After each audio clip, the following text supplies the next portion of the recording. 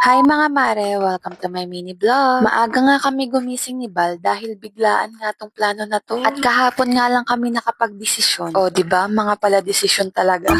Char. So yun nga, pupunta nga kami ng Padre Pio ngayon sa Santo Tomas, Batangas. Dahil gusto nga naming ipa-blessing si Hunter doon. 5:30 nga kami nagising pero mag-aalas 7 na nga kami nang makaalis. Dahil blessing nga ang aming pinunta dito, kaya naman dumiretso kagad kami doon sa kabilang entrance. Bagong gawa nga din pala yung mga CR dito at yung malawak na parking area na yan, dyan nga ipapark lahat ng ipapa-blessing na sasakyan. Diretso na nga din kami sa loob para nga magpalista para sa pagpa-blessing. Umattend nga muna kami ng misa pero before nga matapos yung mass, dapat makabalik na kami doon sa may parking at mauna kay Father. Oh my God.